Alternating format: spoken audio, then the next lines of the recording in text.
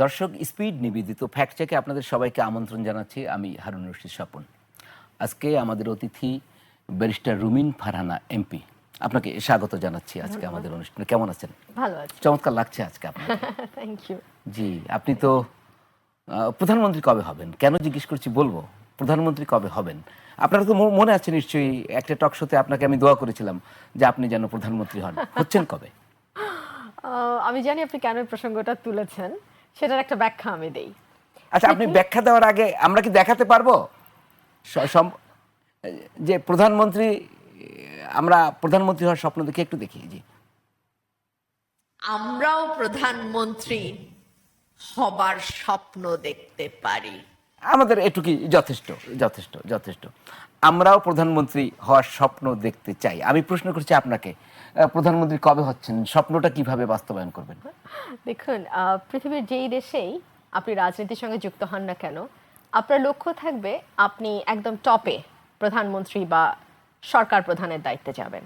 বাংলাদেশ খুব বিরল দেশগুলোর একটা, যেখানে বিশেষ পরিবারে জন্ম না নিলে প্রধানমন্ত্রী হওয়ার স্বপ্ন দেখাটা অপরাধ, ব্লাসফেমির মতোই অপরাধ। সো এরকম একটি দেশে দুর্ভাগ্যজনকভাবে আমরা যারা রাজনীতিতে জড়িয়ে যাই, আমাদের স্বপ্ন খুব বেশি হলে মন্ত্রিত্ব পর্যন্ত। কিন্তু মন্ত্রিত্বের ব্যাপারে কারো কারো রিজার্ভেশন থাকতেই পারে। সবাই যে প্রধানমন্ত্রীর গাড়ির পেছনে দৌড়ানোর মানসিকতা থাকবে তেমন তো নাও হতে পারে, তাই না? কিংবা ধরুন, প্রধানমন্ত্রী যখন তার আসনে বসবেন সংসদে, হাঁটু গেড়ে পায়ের সামনে বসে ফিস ফিস করে প্রধানমন্ত্রীর নেক নজর পাওয়ার জন্য কাকতি মিনতি করবে এই মন্ত্রীরা। এরকম মন্ত্রী হওয়ার ইচ্ছা কারো কারো নাও থাকতে পারে, তাই না?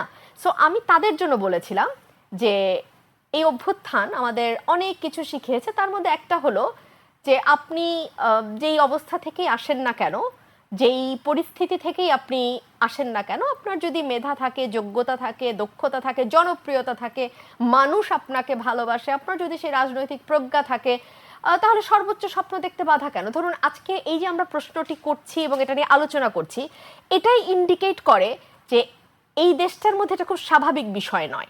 কেন নয়? বিকজ আমরা ধরেই নিয়েছি, এবং এটা আমাদের মজ্জাগত। দেখুন, সেই মোগল আমলের মতো রাজার ছেলে রাজা হবে, রাজার পরিবারের বাইরে আসলে কেউ শাসক মানে রাষ্ট্র পরিচালনার দায়িত্বে যেতে পারবে না। সেই জায়গাটা থেকেই তো এই প্রশ্নটা, তাই না? না হলে একজন রাজনৈতিক কর্মী, সে যেই দলেরই কর্মী হোক, তার তো এই সর্বোচ্চ স্বপ্ন থাকারই কথা, এবং সে হতেও পারে। সেটা আপনি যদি ওয়েস্টার্ন ডেমোক্রেসির দিকে তাকান, এটা কি অমুকের ছেলেই প্রধানমন্ত্রী হবেন, এরকম উদ্ভট গণতান্ত্রিক দেশ তো আসলে পৃথিবীতে নাই। আপনি কি স্বপ্ন দেখেন প্রধানমন্ত্রী হওয়ার? আমি মনে করি স্বপ্ন দেখার অধিকার প্রত্যেকের আছে। আপনার সেই যোগ্যতাও আছে? সেটা মানুষ বিচার করবে। কার যোগ্যতা আছে কার না, এটা তো মানুষ বিচার করবে। স্বপ্ন দেখতে তো বাধা নেই। আমি মনে করি কারোরই বাধা নেই। এবং যারা রাজনীতি করে, আচ্ছা, যারা রাজনীতি করে তাদের কাছে, আমার কাছে মনে হয় যে তাদের হাতে অপশন খুব বেশি নাই। এক হচ্ছে আপনি স্টিয়ারিংয়ে গিয়ে আপনি যেরকম বাংলাদেশ তৈরি করতে চান, স্বপ্ন দেখেন, সেটা বাস্তবায়নের জন্য কাজ করা। আর আরেকটা হচ্ছে পাবলিক ইন্টেলেকচুয়াল হয়ে কি হওয়া উচিত, কি হওয়া উচিত না, সেটা নিয়ে আলাপ দেয়া, বয়ান তৈরি করা। সো আমার কাছে মনে হয় রাজনৈতিক কর্মী, প্রতিটা কর্মীরই এই স্বপ্ন থাকা উচিত যে আমি আমার স্বপ্ন বাস্তবায়ন করব। জি। তো আপাতত তো এই মেয়াদে আপনি প্রধানমন্ত্রী হতে পারছেন না, কিন্তু রাষ্ট্রপতি পদে তো দাঁড়াতে পারতেন, সেটা কেন দাঁড়ালেন না? দেখুন, আমরা 70 অনুচ্ছেদ নিয়ে যাই বলি না কেন, আমাদের মাননীয় চিফ হুইপ মহোদয় বলে দিয়েছেন দলের বাইরে ভোট দিলে কিন্তু খবর আছে। সো এই রাষ্ট্রপতি নির্বাচনটাও তো একটা অনর্থক কালক্ষেপণের বাইরে কিছু নয়। জি, হ্যাঁ, কারণ যিনি বিরোধী দল থেকে দাঁড়াচ্ছেন তিনিও জানেন যে তার হাতে আসলে 77টার বেশি ভোট নাই, আর মহিলা কতগুলো ভোট ধরলে 80টা 82টা ভোট হয়তো তিনি পাবেন। আর যিনি সরকার দলের তরফ থেকে দাঁড়াচ্ছেন তিনি জানেন যে বাকি 230টা ভোট তার। তো তাহলে তো আসলে এখানে নির্বাচন হওয়াটারই বা কি আছে, আর ভোটাভুটিরই বা কি আছে? আপনি ওই একই অনুষ্ঠানে বেশ কিছু কথা বলেছেন যে 5ই আগস্টের আগে টপ লেভেল থেকে ফোন আসতো। আমরা ভিডিওটা কি আর দেখার দরকার আছে? মনে হয় না। একটু দেখি, টপ লেভেল থেকে ফোন আসতো, একটু আমরা সংক্ষেপে দেখি। একটা মিটিং এ লোক জমায়েত করতে গেলে একেবারে টপ মহল থেকে ফোন আসতো, রুমিন আপনি একটু মিটিংটাতে যান। যাক, আমাদের আর দেখতে হবে না, এটি যথেষ্ট। টপ লেভেল থেকে আপনার কাছে ফোন আসতো, তখন তো আপনি বিএনপি করতেন, হ্যাঁ। তখন তো আর স্বতন্ত্র ছিলেন না। বলবো আরো কথা আছে আপনার ব্যাপারে। এই টপ লেভেল বোঝাতে কি বোঝেন, আপনাকে কি করতে বলতো? মিটিং অ্যাটেন্ড করার জন্য, ধরেন আমাকে গাইবান্ধায় পাঠানো হচ্ছে, আমাকে কিশোরগঞ্জে পাঠানো হচ্ছে, আমাকে কুমিল্লায় পাঠানো হচ্ছে। কারণ কি, তখন বিএনপির নেতাকর্মীরা থাকে ডোবার নিচে, ওরা তো উপরে ভাসে না, ভাসলেই পুলিশ ধরবে। সো আমি গেলে কিছুটা ক্রাউড ইজি হয় অ্যারেঞ্জ করা, যাচ্ছে ঠিক আছে আপাকে আমরা টিভিতে দেখি, সো ওই ক্রাউডটা তৈরি হয়, যেটা আলহামদুলিল্লাহ মানুষের ভালোবাসা না হলে তো আসলে রাজনীতি করে লাভ নাই। সো ভালোবাসাটা থাকে, মানুষের ছিল ভালোবাসা। সো সেই ক্রাউডটা যাতে থাকে, সেই কারণেই মহাসচিব বেশ কয়েকবার ফোন করে বিভিন্ন জায়গায় প্রোগ্রাম করার রিকোয়েস্ট করেছেন। সো এটা আমি মনে করি এটা কোনো অন্যায় না, এবং এটা হওয়াই উচিত। কেউ যদি দলে থেকে মনে করে যে সে মিটিংটাতে গেলে ভালো হবে মিটিংটা, ওয়াই নট, অফকোর্স। আপনি বলছিলেন যে সিঙ্গাপুর, মালয়েশিয়া, আমেরিকান, লন্ডনের নাম্বার, সেটা কি? সেটা হচ্ছে আমাদের বড় বড় নেতাদের ফোন নাম্বার। এটা তো আমি ক্লিয়ার করেই বলেছি, আমি তো আসলে আনক্লিয়ার কথা বলি না, আমি তো অস্বচ্ছ কথা বলি না। আমি বলেছি যে বড় বড় নেতাদের দেশি নাম্বার তো ছিল না ভাই। জি। কেউ আমেরিকার, কেউ সিঙ্গাপুর, কেউ ব্যাংককের নাম্বার ব্যবহার করতেন। এবং কেন করতেন? যাতে এক হচ্ছে তাদের সাধারণ কর্মীরা তাদের বিপদে ট্রেস করতে না পারে, কথায় কথায় নেতাদের কাছে আশ্রয় চাইতে না পারে, কর্মীদের সাথে তাদের সকল সমস্যার মধ্যে নেতারা জড়াইতে চাইতেন না, এক। আর দুই হচ্ছে সরকার যাতে তাদেরকে সহজে ট্রেস করতে না পারে, এই তো কারণ। তো আপনি তো এখন বিএনপিতে নাই, তো বিএনপিতে ফিরে যাবেন না আওয়ামী লীগের নাকি গুপ্ত? আপনি আপনি নাকি আওয়ামী লীগের জন্য বয়ান তৈরি করেন, আপনি আওয়ামী লীগের পক্ষে কাজ করেন, আওয়ামী লীগের গুপ্ত? তো আপনি কি আওয়ামী লীগের গুপ্ত না জামায়াতের গুপ্ত? গুপ্ত এমন একটা বিষয় যেটা আমার ক্যারেক্টারিস্টিক্সের সাথে যায়ই না।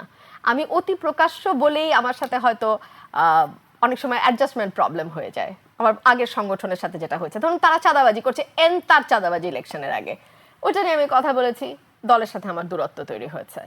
আমি নানান অপকর্ম যেগুলো হচ্ছিল দলে, সেগুলো নিয়ে সোচ্চার হয়েছি। অফকোর্স 5ই অগস্টের পর এগুলো সারফেসড হয়েছে, তখন আমার সাথে একটা দূরত্ব তৈরি হয়েছে। আমি এত কথা না বললে আমার এই দূরত্ব তো হতো না। সো আমার কাছে মনে হয় গুপ্ত থাকার জন্য যে প্রতিভা দরকার সেটা আমার নাই। তো এত কথা বলার দরকার কি আপনার? এইটা বরং ভালো কথা। হ্যাঁ, এত কথা বলার আসলে দরকার কি? আমার ধারণা বিষয়টা আমার জিনের মধ্যেই আছে। আমার বাবাও চুপ থাকতে পারতেন না, উনি চুপ থাকলে হয়তো 144 ধারা ভাঙাও হতো না, বাংলা ভাষা রাষ্ট্রভাষাও হতো না, এবং তখন দমন করতে পারলে 69-এর গণ অভ্যুত্থান কিংবা 71-এর মুক্তিযুদ্ধ সেই পটভূমিটাও তৈরি হইতো না। তো এই যে চুপ করতে না পারা তো আমাদের হেরিডিটারি, এটা আমাদের ব্লাডে। কিন্তু আমি যদি বলি যে আপনি যদি বিএনপি থেকে বহিষ্কৃত না হতেন, বিএনপি থেকে মনোনয়ন পেতেন, আপনি যদি বিএনপি থেকে সংসদ সদস্য হতেন, অবভিয়াসলি আমি মনে করি হতেন, আপনি হয়তো বা মন্ত্রী প্রতিমন্ত্রীও হয়ে যেতেন বিএনপির, আপনি কি এই কথাগুলো বিএনপির বিরুদ্ধে তখন বলতেন? এই সরকারের বিরুদ্ধে আপনি কি কি বলেন আমরা সেটা পরে দেখব। আপনি কি বলতেন একদম? আপনি বুকে হাত দিয়ে বলেন তো। হ্যাঁ, বুকে হাতে, শুনেন, বুকে হাত দিয়ে মানুষ মিথ্যা বলে, আমি ওই লাইনেই যাব না। আমি আইনজীবী, আমি যুক্তি দেখাই আপনাকে। নমিনেশন পাওয়া না পাওয়ার তো একটা বিষয় আছে দলে, আছে তো। এবং যেহেতু আওয়ামী লীগ মাঠে নাই, সুতরাং এইবার বিএনপি ক্ষমতায় আসছে, এটা শতভাগ মোটামুটি স্বীকৃত। হ্যাঁ বলেন কি, নাকি আপনি একমত না? না, একমত না হলে আমি আলাপে যাব না। না, আমি তো আপনার সাথে একমত বা দ্বিমত কোনোটাই না, আমি তো আপনার কথা শুনতে চাই এবং না, দর্শকরা তাই আপনি শুনছে। যখন আমাকে প্রশ্ন করছেন, তাহলে তো আমার যদি এই স্টেপগুলোর সাথে আপনি একমত না হন, তাহলে তো আমি আমার কনক্লুশনে দিকে যেতে ধরে পারবো নেন না। আপনারটা আমি একমত হলাম, তারপরে বলেন। হ্যাঁ, তারপরে এক হচ্ছে নমিনেশন পাওয়া না পাওয়ার একটা ব্যাপার আছে, দুই হচ্ছে বিএনপি ক্ষমতায় যাচ্ছে, এটা মোটামুটি স্বীকৃত। জি। তিন হচ্ছে আপনি আপনার প্রশ্নে বললেন যে মন্ত্রী ফন্ত্রীও হয়ে যেতে পারতাম, তা তো হতে আপনি বললেন। আচ্ছা, আপনার এই 3 নম্বরটা আমি জানি না, কিন্তু প্রথম দুইটা তো সর্বজন স্বীকৃত। জি। তাহলে আমি চাঁদাবাজি নিয়ে তো ভোকাল হইলাম কেন? আমি কি জানি না যে এটা আমার নমিনেশনে এফেক্ট করবে? আমাকে কি প্রশ্ন করা হয় নাই যে আপনি যেভাবে বলছেন? তখন আমি এই আপনার আজকে যেরকম ওপেন শো সবাই দেখছে, সেই দিনও খুব সম্ভবত বাংলা বিষয়ে আমি বলেছিলাম ধানের শীষ না দিলে হাসে করব। আমি জানি খুব বেশি হলে কি হবে, নমিনেশন দেবে না, এই তো।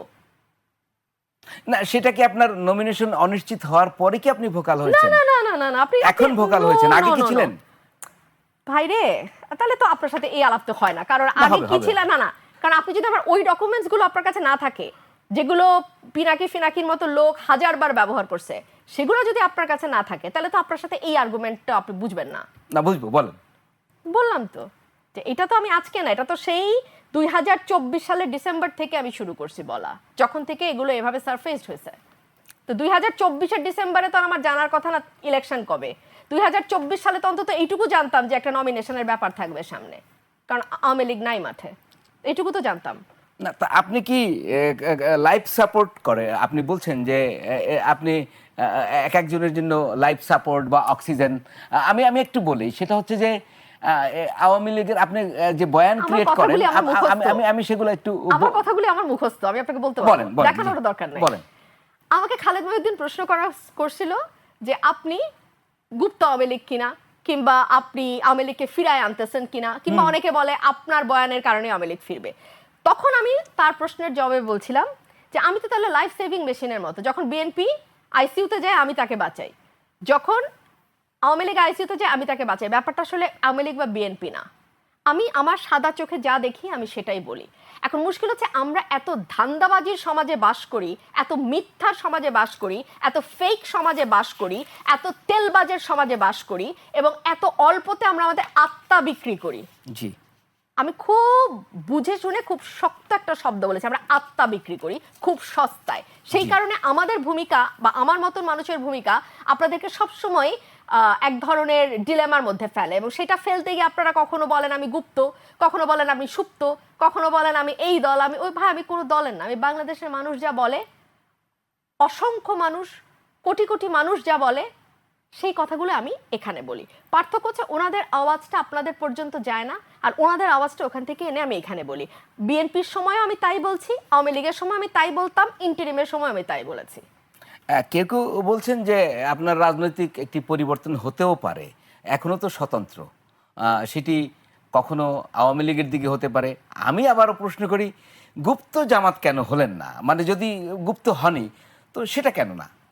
আমি তো গুপ্ত বলে স্বীকারই করছি না, এখন জামাত তা কেন, আওয়ামী লীগ না কেন, এই প্রশ্নই তো অবান্তর।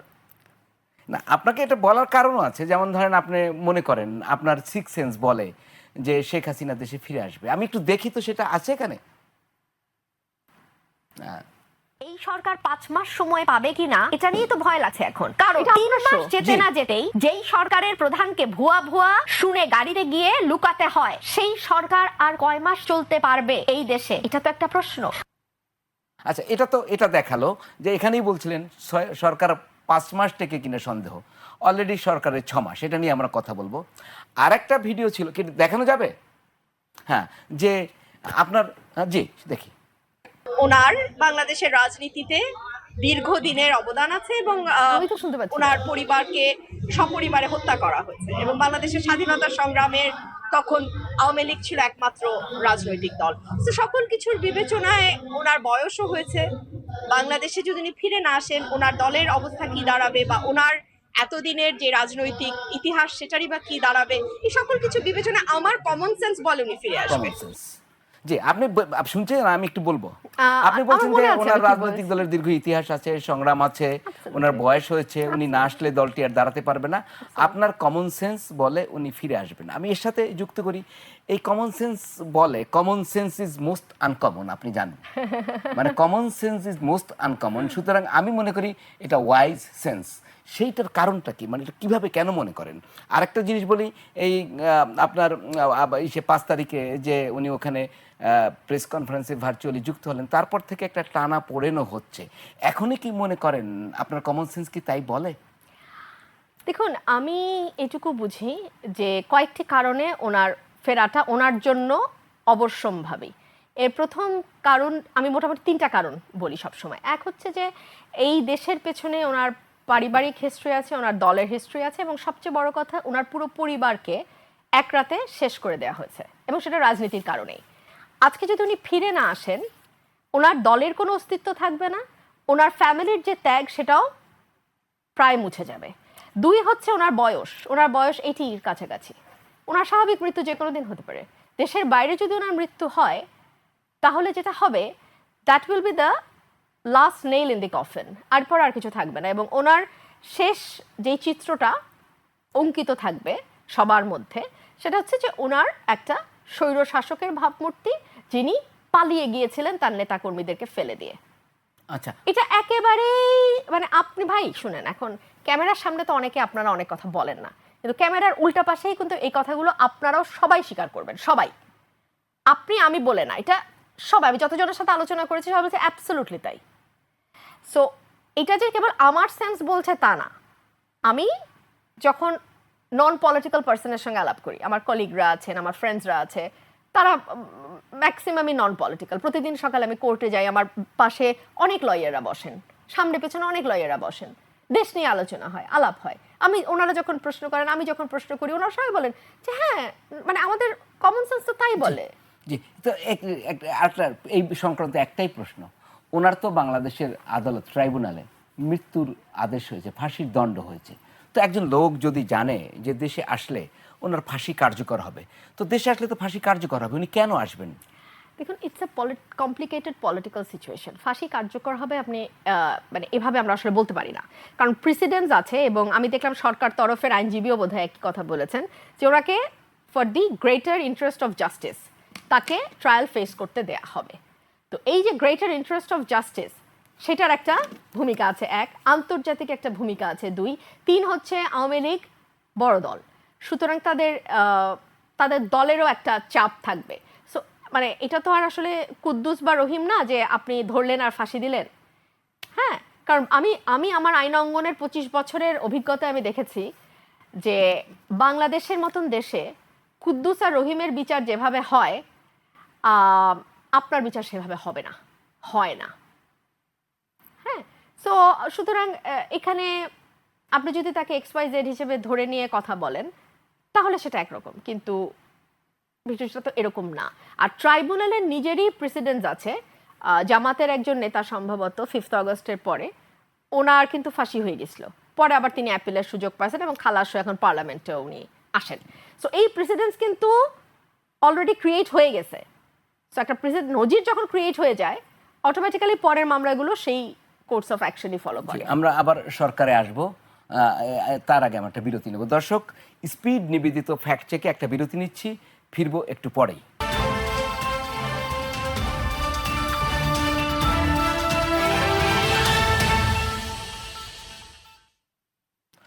দর্শক, বিরতির পর ফিরে এলাম স্পিড নিবেদিত ফ্যাক্ট চেক নিয়ে। সঙ্গে থাকার জন্য ধন্যবাদ আমাদের অতিথি রুমিন ফারহানা এমপি, আপনাকে আবারও স্বাগত জানাচ্ছি। আপনি তো জানেন যে 17 ফেব্রুয়ারি এই বছরেরই তারেক রহমানের নেতৃত্বে বিএনপি সরকার দায়িত্ব নেয়, তিনি প্রধানমন্ত্রীর দায়িত্ব গ্রহণ করেন 6 মাস, এবং তারা একটি 180 দিনেরও পরিকল্পনা দিয়েছিলেন। আমি একটু সংক্ষেপে আপনাকে সেই 180 দিনের যে তাদের অগ্রাধিকার খাতগুলো বলতে চাই। সেটি ছিল দ্রব্যমূল্য ও বাজার নিয়ন্ত্রণ, আইন শৃঙ্খলা রক্ষা, বিদ্যুৎ ও জ্বালানি, সামাজিক ও অর্থনৈতিক উদ্যোগ, ফ্যামিলি কার্ড ও কৃষক কার্ড, খাল খনন ও কৃষি, স্বাস্থ্য ও কর্মসংস্থান। মোটা দাগে আমি তো আবার হয়তো রিপিট করতে চাই না, একটু বলবেন। যে দ্রব্যমূল্য ও বাজার নিয়ন্ত্রণ, আইন শৃঙ্খলা রক্ষা, বিদ্যুৎ ও জ্বালানি, সামাজিক ও অর্থনৈতিক উদ্যোগের মধ্যে রয়েছে ফ্যামিলি ও কৃষক কার্ড, খাল খনন ও কৃষি, স্বাস্থ্য ও কর্মসংস্থান। জি, আমরা এই আপনার দৃষ্টিতে, ব্যারিস্টার রুমিন ফারহানার দৃষ্টিতে, অথবা সাপনিক প্রধানমন্ত্রীর দৃষ্টিতে, এই যে তাদের অগ্রাধিকারগুলো আমরা জানবো, বোঝার চেষ্টা করবো আপনার কাছ থেকে। তার আগে বিদ্যুৎ খাত নিয়ে কিন্তু এখন বিদ্যুৎ জ্বালানি নিয়ে চরম একটি পর্যায়ে রয়েছে বাংলাদেশ। আমাদের অর্থমন্ত্রী কি বলেছেন একটু শুনি। 6 মাসে এমনকি 1 বছরের মধ্যেও বিদ্যুৎ ও গ্যাসের সমস্যার সমাধান সম্ভব নয়, ন্যূনতম সময় লাগবে 2 বছর। এটি একটা। এর আগে কিন্তু একই কথা বাণিজ্য মন্ত্রীও বলেছেন, কিন্তু আমরা দেখেছি আবার বিদ্যুৎ মন্ত্রী তিনি বলেছেন গ্রামে আবার লোডশেডিং নাই, নানা কথাবার্তা হয়। বিদ্যুতের যেরকম যখন সংকট হয় তো ভুতুরে বিলের মতো ভুতুরে কথাবার্তা হয়, আমরা সেটা বাদ দিলাম, এই 2 বছর দিয়ে শুরু করি। আপনি যে অগ্রাধিকারগুলোর কথা একটু আগে বললেন, সেখানে বিদ্যুৎ এবং জ্বালানির কথা স্পেসিফিক্যালি বলা আছে।